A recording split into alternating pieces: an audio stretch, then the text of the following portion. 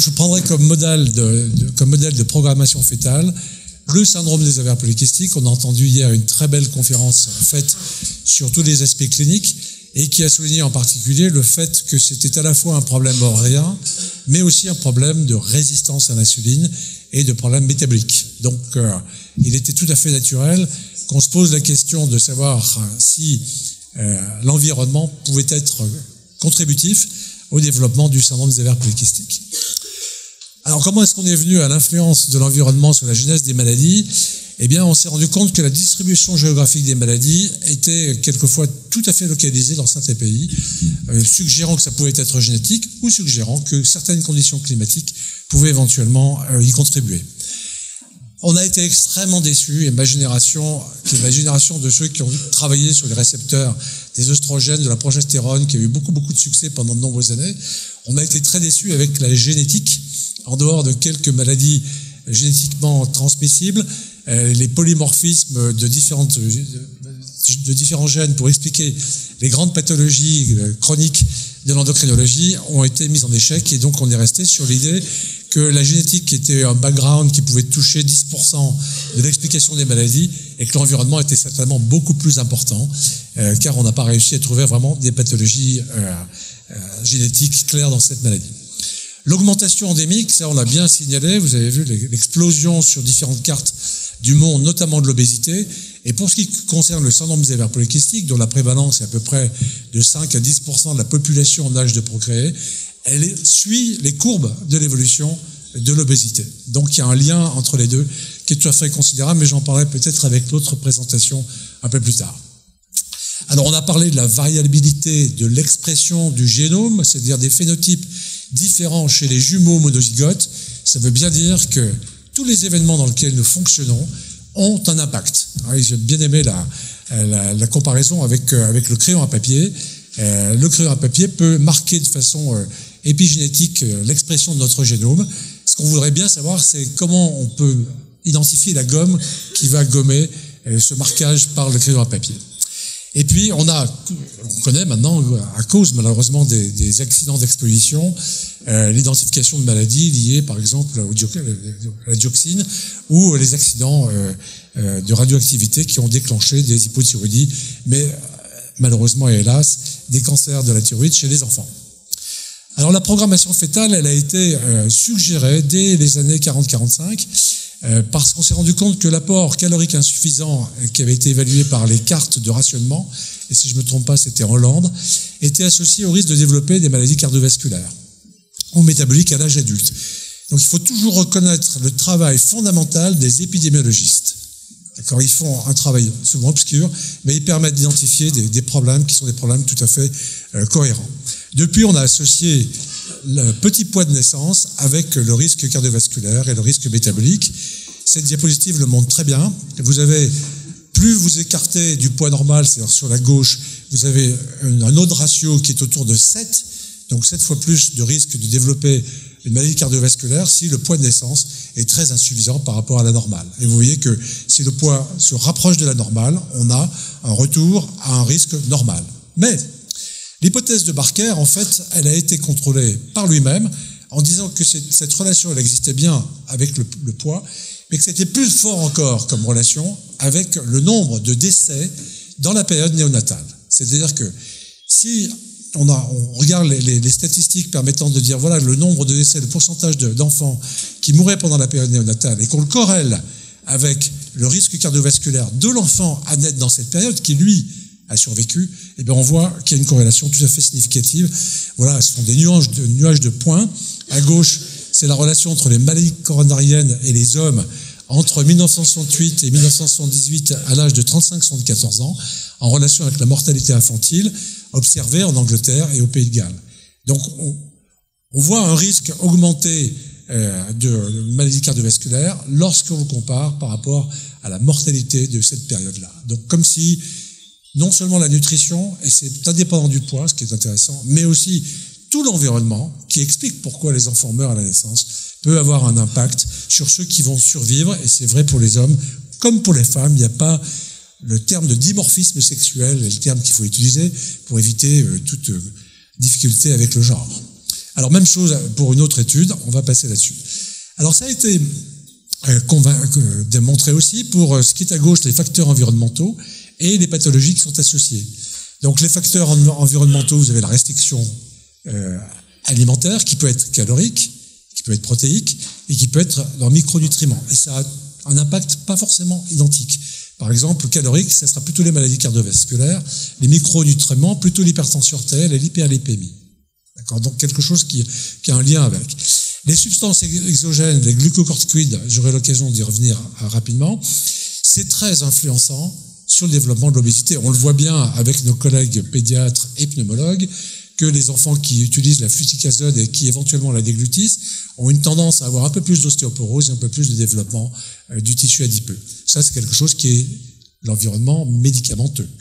Et puis les anomalies placentaires, on a très bien parlé tout à l'heure, j'en dirai peut-être aussi un mot. L'hypoxie périnatale est en relation avec l'hypertension artérielle et on voit maintenant que c'est un organe essentiel pour essayer de se débarrasser ou épurer les produits toxiques qui nous entourent. Donc la programmation fœtale a donné la naissance à la théorie de Barker, selon laquelle la nutrition de la mère pendant la grossesse est un des facteurs clés influents sur la santé de l'enfant à l'âge adulte. De plus, les filles issues de ces grossesses en période de famine donnent elles-mêmes naissance à des enfants de plus faible poids. Cette observation suggère éventuellement la possibilité d'un mécanisme transgénérationnel. Alors, plusieurs mécanismes ont été suggérés, une altération de la croissance des organes. Alors, on se réfère maintenant à ce qui a été fait chez les animaux. Effectivement, si un rat est exposé à une diète pauvre en calories, eh bien, ça induit une diminution du nombre de ces cellules bêta, donc il aura moins de sécrétion d'insuline du pancréas. Et il aura une diminution du nombre de néphrons, avec la possibilité d'avoir une hypertension artérielle liée au fait qu'il épure moins le sel, et il aura moins de cardiomyocytes, donc il sera plus exposé à des pathologies cardiaques de type insuffisance cardiaque. Il y a beaucoup de cardiologues qui s'intéressent maintenant à cet aspect de l'environnement sur les pathologies cardiaques.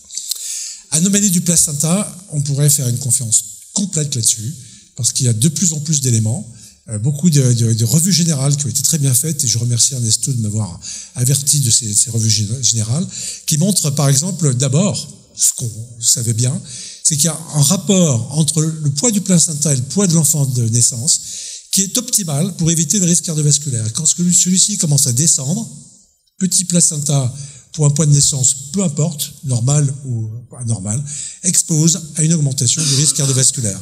Donc la courbe en U qu'on voit ici montre qu'il y a bien un effet du poids placentaire. Toujours les épidémiologistes qui mesurent les choses simples. Ils mesurent le poids placentaire parce qu'on peut le mesurer en salle d'accouchement par rapport au poids de naissance.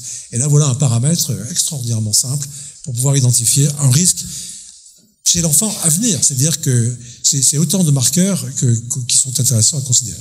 Alors, un diagramme sur le placenta, il y a 3 possibilités pour le placenta de se faire traverser par les molécules qui nous entourent. Il y a une diffusion passive, ce qui n'est pas toujours facile parce que beaucoup de produits sont des produits qui sont liposolubles, donc il leur faut un système de transfert. Et donc il y a des pores, mais il y a aussi des phénomènes d'endocytose. Il y a par exemple des récepteurs à la mégaline qui nous intéressent, nous. Moi j'ai beaucoup travaillé sur les protéines de transport des hormones stéroïdes. La mégaline est capable d'internaliser la sex hormone binding globulin, qui est la protéine de transport de la testostérone, et le placenta a ce qu'il faut pour convertir la testostérone en oestrogène par l'aromatase. S'il n'y a pas d'oestrogène, le placenta ne fonctionne pas. Il faut donc un système de transfert actif. Donc ces systèmes-là peuvent être utilisés par les polluants et par n'importe quel contaminant. Et donc avec des systèmes qui seront éventuellement épuractifs ou des systèmes qui seront poreux et qui vont laisser passer ces médicaments. Donc je ne veux pas insister trop sur cette diapositive. Tous les événements comme la nutrition, la biodisponibilité en oxygène, le stress maternel, éventuellement la température, ont un rôle sur le placenta. Et le placenta va lui-même intervenir sur l'expression phénotypique du génotype. Je reviens à mes études de médecine. C'est comme ça qu'on apprenait, lorsqu'il y a eu le prix Nobel qui a été décerné sur la découverte de l'ADN, c'est comme ça qu'on apprenait l'expression phénotypique du génotype. Et là, l'expression phénotypique, avec le même génome, va changer. Donc on est dans un système où effectivement, il va falloir comprendre comment, l'environnement marque l'expression de ce phénotype. Alors, la réponse au stress, on a vu, les psychiatres sont les premiers à s'intéresser au phénomène de l'épigénétique sans le savoir.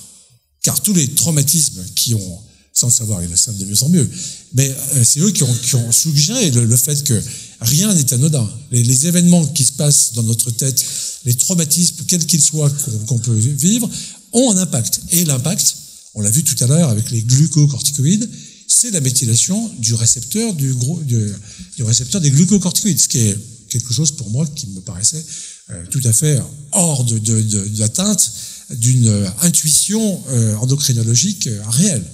Or, on le voit que c'est réparable, puisque l'enfant, enfin la petite rate qui est abandonnée par sa mère, confiée à une rate bienfaisante, la méthylation disparaît. Donc ça ouvre des portes qui sont des portes positives. Parce qu'il ne faudrait pas rester sur l'idée que il n'y a plus qu'à les jeunes endocrinologues, enfin pas endocrinologues, les jeunes étudiants en médecine ont plutôt tendance à dire on ne pourra rien faire sur l'environnement, donc c'est même pas la peine de s'y intéresser. Et comme on nous donne pas la parole de faire des cours à nos enseignants, j'ai fait un seul cours en 45 ans d'études, enfin d'enseignement à l'université Claude Bernard, un seul cours. Le premier, là, il y a 3 semaines ou un mois, dans un DU, pas un DU, un master d'hormones stéroïdes. Première fois. J'ai demandé 10 fois. On m'a dit, ah ben non, il n'y a pas assez de temps, il n'y a pas de temps, etc. Pourtant, les perturbateurs endocriniens, ça devrait parler à tout le monde, et en particulier aux endocrinologues. Alors, le traitement par les glucocorticoïdes, il y a plein de choses qui ont déjà été dites et qui nous concernent nous, parce qu'il y a une maladie qui est l'hyperplasie surrénale congénitale, dans laquelle l'école de Lyon, de Magdalene Forest en particulier, a proposé de donner 6 mg de dextensil pendant la période néonatale pour éviter la différenciation des organes génitaux soumis à l'influence des androgènes. Ça a été tout un pataquès, toute une critique formidable. En tout cas, ça a été un frein au risque d'épigénèse déclenché par la dexaméthasone pour des enfants qui, au lieu de naître avec une ambiguïté sexuelle, naissaient avec quasiment des organes génitaux externes normaux. Je parle de l'hyperplasie surrénale congénitale par déficit en 21 oxydase. Donc je vais sauter ce paragraphe-là qui, là encore, pourrait faire l'objet de toute une conférence. Alors, les modifications épigénétiques, eh bien, on sait un peu mieux comment ça fonctionne. Donc, l'historique qui est indiqué ici, Conrad Weddington, en 1940, a proposé le terme d'épigénétique comme le mécanisme d'interaction de l'environnement sur l'expression du phénotype. Donc, vous voyez que les gens ont anticipé des théories tout à fait formidables. Ensuite, 1975, on a identifié la méthylation du génome, et on ne savait pas qu'en faire. On ne connaissait pas encore les promoteurs, on ne savait pas encore les coactivateurs, donc on ne pouvait pas imaginer que ces méthylations allaient éventuellement empêcher le recrutement de coactivateurs ou, au contraire, recruter des co-inhibiteurs. Donc cette méthylation, quand elle se situe dans la zone du promoteur d'un gène, va up ou down influencer l'expression du gène. Donc ça, c'est des choses qui maintenant sont tout à fait bien établies. Ensuite, on a parlé de l'inactivation du chromosome X. Les femmes ont 2X, et donc il y aurait une double dose de gènes, il faut donc qu'il y ait un système d'inactivation. Et le système d'inactivation, c'est la méthylation des gènes qui seraient doublement exprimés et qui pourraient éventuellement exposer un risque. Il ne faut pas oublier ça non plus, c'est des choses médicales tout à fait simples. Et puis, on connaît des gènes, la pseudo-hypoparathyroïdie, c'est un gène qui est méthylé par le père et donc qui va rester méthylé, qui va donc pas s'exprimer et qui permettra l'expression de la maladie qui s'appelle la pseudo-hypoparathyroïdie. La parathormone fonctionne, mais le calcium ne répond pas. Voilà pour les différents éléments. Et on a en 2000, donc c'est vraiment tout à fait récent, identifié des micro-ARN dont on ne savait pas à quoi ils servaient et qui peuvent être produits sous l'influence des perturbateurs endocriniens et qui vont s'accrocher aux ARN messagers normaux pour empêcher éventuellement l'expression du gène. Donc ces micro-ARN représentent à la fois des potentiels de thérapie ou des potentiels éventuellement de cibles thérapeutiques. Alors ce qui a été très clair, c'est cette phrase que moi je trouve tout à fait extraordinaire, méthylé aujourd'hui et payé demain. Ça veut dire que si les gènes sont méthylés pendant la période de la vie fœtale ou très tôt pendant la vie, eh bien qu'est-ce qui va se développer au moment de la croissance? C'est éventuellement une obésité. Donc ces travaux-là ont été très bien étudiés par des cohortes de patients, de jeunes enfants qui ont évolué vers l'obésité, et on a regardé, pas avant, mais après, s'il y avait des gènes qui étaient candidats pour l'obésité. Il y a eu 25 ans de travaux sur les gènes candidats de l'obésité, et ces gènes candidats, souvent, ils étaient méthylés. Donc on a dit, il n'y a pas besoin d'avoir une mutation, il n'y a qu'à avoir la méthylation, c'est la même chose. Dans certaines conditions, encore une fois, la méthylation n'élimine pas complètement les gènes. Donc méthyler aujourd'hui et payer demain, et c'est ce que tout à fait la philosophie de la programmation fœtale. Alors je ne vais pas intervenir très longtemps sur les mécanismes, mais le premier mécanisme qui est ici, c'est un mécanisme de méthylation sur des zones qu'on appelle CPG, que l'on retrouve très volontiers dans un certain nombre de promoteurs. Donc il y a des gènes qui sont susceptibles d'être méthylés, et d'autres gènes qui ne le sont pas. D'accord ? Donc ça ne se fait pas au hasard, il y a certainement un rationnel cartésien qui explique pourquoi un polluant est capable d'aller méthyler à tel endroit et pas à tel autre. Sinon, on aurait une méthylation globale, ce qui n'est pas le cas. Deuxième mécanisme, c'est une acétylation de l'histone. Alors l'histone, c'est une façon de compacter l'ADN, et lorsqu'il est un peu ouvert, eh bien, il permet l'accès aux coactivateurs et aux co-inhibiteurs vers les promoteurs des gènes. Donc cette détente un peu du chromosome permet une augmentation considérable, et on verra un exemple avec l'acide valproïque, la dépakine, qui est justement un médicament qui a une grosse influence sur l'accessibilité du génome aux facteurs de régulation. Dernière chose, les micro-ARN. Alors les techniques maintenant qui permettent d'hybrider l'ARN a montré qu'il y avait plein d'ARN dont on ne savait pas à quoi ils servaient. Et puis quand on regarde leurs séquences, ils peuvent être complémentaires d'ARN qui sont produits de façon normale par les gènes. Donc on a une espèce de troisième dimension de régulation de l'expression des gènes par les productions de micro-ARN qui vont atténuer l'expression des gènes et qui peuvent même complètement le supprimer. Les chercheurs, pour bloquer sans muter un gène, utilisent des micro-ARN qui sont des anti-expresseurs de leurs ARN. Donc c'est largement utilisé dans l'expérimentation in vitro pour pouvoir atténuer, réguler les gènes à un moment ou un autre de l'évolution. Donc là aussi, potentiel de thérapie. Synthétiser un micro-ARN ne pose absolument aucun problème. C'est quelque chose de très simple à faire.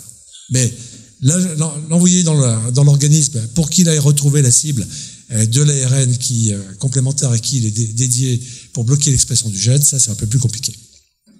Donc voilà une diapo qui résume l'ensemble de ce travail qui a été présenté par Angela. Cancer Letter, c'est très pédagogique, oui, comme article, je vous recommande de le lire si vous voulez comprendre un peu avec de l'imagerie. Les endocrinologues adorent les images, parce que les récepteurs, on les a jamais vus, mais interagir une hormone avec un récepteur et comment il transfère, on aime bien ça. Donc les modifications épigénétiques de l'ADN sont transmises lors de la division cellulaire et elles perdurent durant la vie entière, c'est ce qu'on a vu hier, pourraient être à l'origine de la programmation fœtale des maladies chroniques à l'âge adulte, et elles contribueraient à la possibilité d'une transmission transgénérationnelle. Vous aurez ces diapositives. Alors, en cas de restriction alimentaire durant la grossesse, le taux de méthylation du promoteur du gène du récepteur de l'angiotensine AT1 a bien été montré, ce qui a pour effet d'en augmenter l'expression et d'induire une augmentation du nombre de ces récepteurs à l'angiotensine, ce qui facilite l'hypertension. Donc voilà l'observation qui va avec le fait qu'on pose la question, on donne la réponse, et oui, la restriction alimentaire modifie tel gène, et ça peut expliquer, contribuer. Contribuer, c'est peut-être plus simple qu'expliquer complètement l'hypertension. Alors le modèle qui nous a intéressés, en tant qu'endocrinologue, j'ai beaucoup travaillé sur le syndrome des ovaires polykystiques, et je suis plus spécifique dans les stéroïdes, donc dans les androgènes, et le syndrome des ovaires polykystiques, tout naturellement, a été la pathologie sur laquelle on a travaillé depuis une trentaine d'années. On a cherché les gènes pendant 25 ans, ça a été des millions de dollars et des millions d'euros, et on est arrivé sur très très très peu de choses. Pourtant, on se disait, il faut bien qu'il y ait à la fois quelque chose dans l'ovaire qui produise plus d'androgènes, et, puisqu'il y a un syndrome métabolique associé, quelque chose qui explique la résistance à l'insuline. On aurait pu penser que véritablement c'était génétique, avec toutes sortes de polymorphismes associés qui auraient pu expliquer ça. Alors, il y a une équipe, c'est l'équipe de Abbott, qui travaille en primatologie. Et initialement, il s'était rendu compte qu'il y avait un certain nombre de primates, et là ce sont des chimpanzés, dont le développement chez les femelles pouvait ressembler un peu à ce qu'on appelait le syndrome des ovaires polykystiques. Ils ont voulu valoriser toutes leurs connaissances sur les animaux, et ils se sont rendus compte que quelques femelles pouvaient avoir un phénotype de type primate, de type syndrome des ovaires polykystiques. Comment ils ont imaginé que l'imprégnation en androgène pouvait éventuellement avoir une influence sur le développement ultérieur du syndrome des ovaires polykystiques par des modèles d'animaux moins chers, hein, c'est-à-dire les petites souris ou les petits rats. Quand on les expose aux androgènes pendant la vie fétale, les petites rats développent des kystes, mais pas vraiment d'hyperandrogénie, c'est pas tout à fait le même modèle. Donc ils ont posé la question, ils ont eu les financements, et ils ont démontré quelque chose qui est tout à fait remarquable, qui est quand même un paradigme depuis à peu près 10 ans maintenant, hein, puisque tout le monde pense qu'effectivement, le syndrome des ovaires polykystiques, c'est une pathologie qui est programmée pendant la vie fétale. Et il y a au moins un argument pour dire qu'il y a un modèle qui existe, c'est l'exposition aux androgènes. Si on donne des androgènes à la fin de la vie fétale à des femelles de chimpanzés gestantes, eh bien, dans la première génération qui est à naître, on voit un phénotype très surprenant, à la fois de syndrome des ovaires polykystiques avec hyperandrogénie et un syndrome métabolique. Et ce syndrome métabolique, on l'observe chez les garçons, aussi bien que chez les femelles que chez les mâles. Ce qui est tout à fait extraordinaire et ce qui était tout à fait inattendu et qui a bien sûr fait l'objet de vérification par multiples instances scientifiques pour dire est-ce que vraiment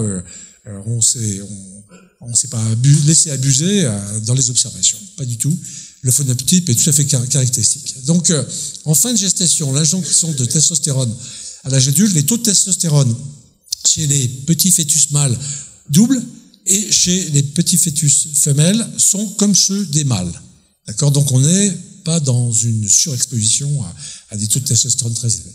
Eh bien, on observe une anovulation chronique, donc avec une réduction du nombre de la fertilité, enfin une réduction de la fertilité, une augmentation du volume des ovaires, et on peut même faire une échographie qui permet de montrer qu'il y a des micro-follicules qui sont en absence de maturation, parce que malheureusement, Stein et Leventhal, comme on l'a dit hier en 1936, ont décrit le syndrome des ovaires polykystiques, alors que c'était un syndrome d'hypertécose ovarienne avec des petits follicules bloqués en phase de maturation.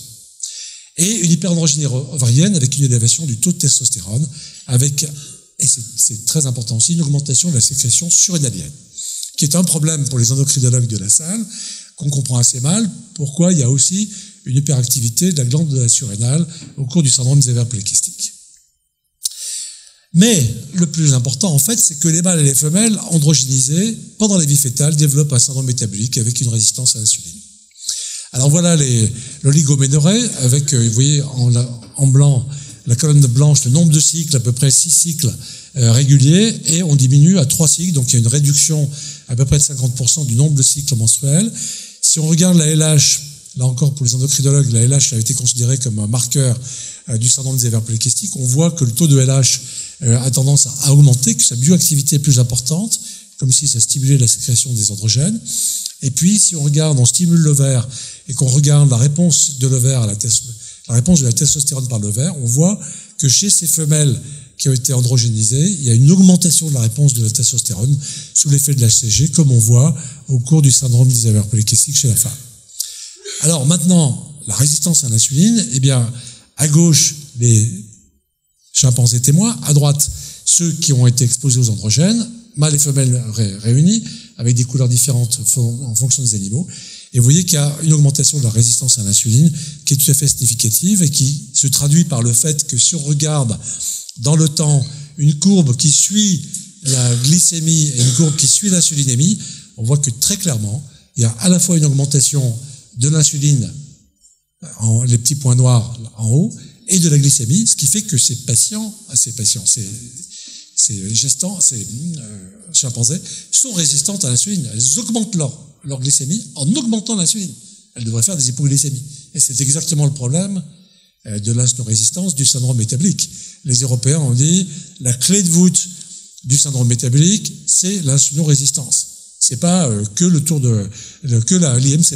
C'est le tour de taille principalement associé à l'insulino-résistance qui va déclencher la baisse du cholestérol HDL, l'hypertriglycéridémie et plus tard éventuellement le LDL plus les problèmes hépatiques. Alors est-ce qu'il y a une épigénétique que l'on peut essayer d'observer chez les mêmes animaux, et c'est toujours c'est une autre équipe complémentaire à ce travail qui a montré ça. Alors ils ont regardé des gènes candidats, et ils ont regardé la méthylation de ces gènes candidats. Je ne peux pas aller dans le détail, ça serait trop long, mais la méthylation des gènes candidats est augmentée chez les animaux qui ont été androgénisés. Donc il y a bien quelque chose qui est en relation avec le déclenchement de l'hyperandrogénie, en corrélation, encore une fois, pas de relation de cause à effet, mais il y a une bonne corrélation entre les gènes qui sont impliqués dans la production des androgènes et la méthylation de ces gènes par rapport à ceux qui ont été en la comparaison entre les animaux androgénisés, ceux qui ne le sont pas. Et maintenant, si on regarde les profils de tous les gènes qui sont impliqués dans le métabolisme, on voit aussi des tendances, alors c'est des clusters de gènes impliqués dans les maladies métaboliques, qui là encore corrèlent assez bien dans cette étude, qui a été publiée dans PLOS il n'y a pas très longtemps, c'est 2000 et 2011. Depuis, il n'y a pas beaucoup de travaux complémentaires là-dessus, parce que c'est un modèle tout à fait particulier, qui va dans le sens d'une certaine logique du fait que la programmation fétale du syndrome des ovaires polykystiques passerait par des modifications de métabolisme, de modification de la méthylation des gènes. Alors, est-ce que ce modèle de primate est extrapolable chez l'homme? C'est toujours la question qu'on doit se poser. Il faut toujours revenir à l'évidence-based médecine, et quelquefois, ça commence par l'expérimentation. Donc, l'expérimentation dans le domaine des polluants, elle est extrêmement forte. Il y a plein de modèles d'animaux. Tout est cohérent avec l'idée qu'il faut penser à ce que l'environnement change de façon durable notre expression génotypique. En clinique, on a des circonstances, par exemple, en Hollande, il a été accepté il y a très très nombreuses années que les transsexués, femmes vers hommes, femelles vers mâles, quand on les expose aux androgènes, cette fois-ci à des doses de 250 mg de testostérone, développent un syndrome des ovaires polykystiques. Donc ça a été publié il y a 20 ans, et ça a influencé l'idée selon laquelle l'hyperandrogénie est capable de déclencher ça. Deuxième argument, il y a des femmes qui développent une tumeur bénigne de l'ovaire, qui produit des androgènes, et dont l'ovaire restant normal est polykystique. J'ai eu l'occasion de voir une tumeur à cellules de Sertoli chez une jeune femme qui avait une tumeur avec des taux de testostérone comme chez un homme, et dont l'ovaire contralatéral était un ovaire polykystique. Et on a bien fait de le garder parce qu'elle a eu 3 enfants derrière sans aucun souci. Et puis, troisièmement, le modèle de l'hyperplasie surrénale congénitale. Alors, ça vous dit probablement rien, mais c'est la circonstance d'hermaphrodisme à la naissance la plus fréquente qui existe dans l'espèce humaine. Le gène de la 21-oxydase bloque la synthèse du cortisol. Donc, il n'y a pas de cortisol. Au moment du développement, la CTH augmente considérablement, les surrénales doublent de volume et produisent beaucoup d'androgènes, d'hormones mâles. Donc, les enfants à naître, chez les petites filles, auront une ambiguïté sexuelle qui se situe entre la normalité et l'habitus masculin. D'accord. Donc cette circonstance-là montre que un certain nombre de patientes, mais pas toutes, peuvent développer un syndrome des ovaires polykystiques. Donc il y a une certaine logique. Ce qui est intéressant ici, c'est que quand on regarde les petites filles qui développent une puberté un peu, non pas précoce, mais un peu avancée, donc prémature pubarchie, comme disent les pédiatres, peuvent avoir une relation entre l'apparition d'ovaires polykystiques et leur poids de naissance. Ça va dans l'inverse de ce qui était dit tout à l'heure par rapport au petit poids de naissance risque cardiovasculaire. Là, si elles ont un poids de naissance un peu supérieur, elles ont tendance à avoir des ovaires polykystiques beaucoup plus évidents lorsqu'on fait une échographie. Donc il y a une relation entre les deux. Alors comment ça marche? Voilà le système. Il est un peu hypothétique, mais il a beaucoup progressé, et cette fois-ci grâce à la génétique. On a travaillé sur les hypogonadismes. On a décrit le syndrome de Kallmann de Morsier, anosmie, retard pubertaire, hypogonadisme, hypogonadotrophique. Et il y a beaucoup d'hypogonadismes pour lesquels il n'y a pas d'anosmie, le lobe olfactif est tout à fait normal. On a identifié un gène qui s'appelle GPR54, ou 45, je m'excuse, qui est muté. Et ce gène a permis de découvrir qu'il y avait des neurones qui vont au contact des cellules gonadotropes de l'hypothalamus, qui fabrique le peptide, le décapeptide GnRH, qui intervenait sur la pulsatilité, la mise en route de la sécrétion pulsatile des gonadotrophines, phase indispensable pour le démarrage de la puberté. Alors ce système est un système intégratif qui permet d'intégrer la fonction gonadotrope, le démarrage de la puberté. Par exemple, quelqu'un avait dit, mais je ne pensais pas que le tissu adipeux pourrait être une glande endocrine. Alors là, il y a une bonne démonstration, c'est que le tissu adipeux fabrique de la leptine. Et la leptine est le facteur qui justement intervient sur les neurones KISS qui permettent d'activer et de mettre en pulsation les cellules. Il y en a 1000, on n'a pas besoin de beaucoup de neurones qui fabriquent du GnRH, 1000 seulement, qui se mettent à pulser, qui démarrent la puberté. Et ce système permet d'être intégratif par rapport à notre environnement. Tous les polluants interviennent sur ce système potentiellement, et la nutrition, bien sûr, intervient. Si vous avez un enfant qui développe une anorexie mentale, comme malheureusement c'est souvent le cas en métropole, eh bien, il ne fera pas sa puberté. On voit les jeunes sportifs qui n'ont pas forcément d'anorexie mentale, mais qui n'ont pas grandi, ils s'arrêtent de faire du sport, ils s'arrêtent d'être champions de gymnastique, et hop, Nadia Comaneci est devenue une femme absolument magnifique, alors qu'elle était une toute petite fille quand elle a gagné toutes ses médailles d'or. Alors, pour terminer, j'espère que je suis à peu près dans les temps, l'effet transgénérationnel de l'exposition fétale aux perturbateurs endocriniens. On en a dit un mot avec l'expérience très malheureuse du diéthylstilbestrol, et il y a un travail qui a été fait par, il faut rendre à César ce qui est à César, Michael Skinner est celui qui a le plus contribué à montrer que de nombreuses substances, à la fois chimiques, biochimiques ou pharmaceutiques, sont capables de déclencher des événements à transmission, non pas à la première génération, mais à travers la première génération, vers la troisième, avec des expressions cliniques tout à fait importantes. Donc voilà, ces médicaments, la flutamide, qui est un des grands anti-androgènes utilisés dans le cancer de la prostate, le diéthylstilbestrol, l'alimentation riche en graisse, donc vous voyez, on peut mettre dans ce système des modulations simplement de la nutrition, la restriction calorique, les deux, il faut bien regarder ça parce que quelquefois ça pose une question un peu de paradoxe. La surnutrition des mamans peut donner des enfants de petits poids de naissance. D'accord ? Et quelquefois des enfants qui sont, comme on l'a dit, un peu rejetés trop vite, comme s'il y avait besoin d'un accouchement plus rapide dans ce contexte-là. La restriction calorique, comme l'alimentation riche en graisse, peut imprinter un certain nombre de gènes de façon transgénérationnelle. Bien sûr l'alcool, mais Skinner met le bisphénol A, qui pourtant ne paraît pas qui est absolument développé partout, mais aussi la génistéine, d'accord, qui est un phytoœstrogène. On n'a pas beaucoup parlé du soja, mais le soja, comme quelqu'un peut-être l'a dit pendant les discussions, ce qui est bon pour nos consoeurs et pour tous les gens qui vivent au Japon ou en Asie, qui ont été exposés au soja dès la naissance, c'est pas forcément bon pour nous, parce qu'on n'a pas forcément les gènes qui nous permettent d'avoir une protection là-dessus. Donc la cascade d'événements génétiques et épigénétiques au cours du développement, vous voyez l'environnement, le développement, l'activité du transcriptome, tout ça va faire que plusieurs générations vont être marquées. Les gamètes, on peut avoir une expression de l'exposition aux androgènes, syndrome des ovaires polykystiques, à la première génération. On connaît dans la deuxième génération le fait que ça peut se transmettre. Mais c'est la troisième génération qui exprime le plus les pathologies. Et quelquefois, ça disparaît à la quatrième génération. Donc là, il y a de nombreux mécanismes qui sont absolument pas compris et qu'il faut absolument comprendre. Alors voilà tous les facteurs qui peuvent intervenir. Je vois que le chairman se lève, donc j'avance un peu plus vite. Et regardez ce qui se passe lorsque un animal a été exposé au méthoxychlore. D'accord ? On regarde simplement son phénotype à la troisième génération. D'accord ? Tout ce qui est en noir, c'est la troisième génération. Eh bien, on va défiler les diapositives. Ils ont plus de maladies rénales, aussi bien chez les femelles que chez les mâles.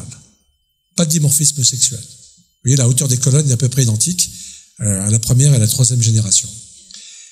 Les troubles pubertaires sont évidents à la première génération. Il y a un retard pubertaire, mais qu'on n'observe plus à la troisième génération. Chez les mâles, il y a aussi des retards pubertaires qu'on observe beaucoup moins à la troisième génération. Les maladies de l'ovaire, en particulier, on a parlé au tout début de la disparition du capital folliculaire. On le voit dès la première génération, c'est encore un peu plus net à la troisième génération. Et maintenant, le syndrome des ovaires polykystiques, c'est pour ça que j'ai pris cet exemple particulier, c'est qu'à la troisième génération de ces femelles qui ont été exposées au méthoxychlore, on voit apparaître un syndrome des ovaires polykystiques. Donc, la méthylation ou d'autres phénomènes-là peuvent sauter une génération et se manifester cliniquement de façon tout à fait importante. Et enfin, l'obésité. Même chose. Rien en première et en troisième génération chez les femelles. Par contre, chez les hommes, on voit quelque chose. Donc là aussi, quelque chose qui ne suit pas une règle absolue. Il peut y avoir un dimorphisme. L'obésité semble plus fréquente chez les mâles exposés 3 générations auparavant au méthoxychlore que les femelles. Donc, dans la descendance des femelles exposées au méthoxychlore, on observe une augmentation de l'incidence des maladies rénales, des anomalies de la puberté et de l'obésité dans la génération F1 et F3, sans différence liée au sexe, avec quelques limites dans cette affirmation. Dans la descendance de 4e génération des femelles exposées, l'expression de ces maladies s'atténue, suggérant une transmission spécifiquement par la lignée germinale femelle. L'analyse des promoteurs ciblés dans les spermatozoïdes permet d'identifier chez les mâles de la 3e génération des épimutations. On utilise ce terme d'épimutation pour dire que ce n'est pas des mutations, mais que c'est de l'épigénétique et c'est des méthylations d'un certain nombre de gènes, qui peuvent être considérés comme des marqueurs d'exposition. Je suis sûr que tous ces biomarqueurs, on va les mettre au point. Alors pour terminer, qu'est-ce qu'il faut retenir? L'hypothèse d'un mécanisme épigénétique est confrontée par de nombreux arguments. Et là, l'intérêt du modèle des androgènes, c'est qu'on s'adresse à des primates, vraiment très très proches de nous. Et que c'est le nouveau paradigme du syndrome des ovaires polykystiques pour toute la société qui a beaucoup travaillé sur cette pathologie. La vie fœtale et les premières années de la vie sont donc des fenêtres de vulnérabilité, on l'a dit, et on enfonce encore les portes à l'effet potentiellement délétère des perturbateurs endocriniens, mais aussi de la malnutrition. Parmi les perturbateurs endocriniens, le bisphénol A exerce à la fois des effets sur l'équilibre métabolique et la fonction de reproduction. On aura l'occasion d'en reparler dans la prochaine présentation. C'est un des candidats possibles de l'effet épigénétique présumé de l'environnement, mais c'est pas le seul, il y en a beaucoup. Un espoir. Alors moi, je pense qu'il y a quand même de l'espoir là-dessus. Acute exercise remodels promoter methylation in human skeletal muscle. D'accord? Le problème, c'est que ça marche dès que vous avez arrêté votre exercice physique et qu'il faut le refaire très régulièrement pour déméthyler les gènes. Je ne dirais pas dans le fond de cet article, c'est le métabolisme, c'est les impact factors les plus élevés qui existent. Et c'est simplement pour rester sur cette note d'espoir que oui, il y a des choses à faire et que peut-être on peut changer le style de vie jusqu'à quelque chose qui va peut-être aller un peu plus loin que simplement ce qu'on demande, qui est simplement de faire un peu plus d'exercice pour lutter contre le poids. Donc vous avez compris de toute évidence que la vie intra-utérine est une cible pour l'exposition aux polluants. On a vu avec le travail de Madame Vordreuf qui a été fait sur des jeunes femmes de Grenoble, si je ne me trompe pas, il y avait 150 à 200 polluants à des concentrations hallucinantes. Et le BPA, le bisphénol A, n'était pas le plus inquiétant. Il y a d'autres pesticides. Voilà, alors qu'il y a une émission à la télévision sur Arte, je crois, qui a parlé de ce phénomène-là, et je trouve que les perturbateurs endocriniens qui vont finir par nous rendre idiots, c'est une thématique pour nous encourager à éviter de le devenir. Merci.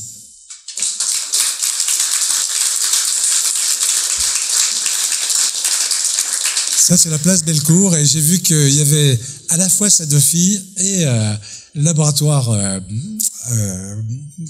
j'oublie son nom, Boiron, qui sont tous les deux de Lyon et qui ont soutenu votre manifestation. Merci.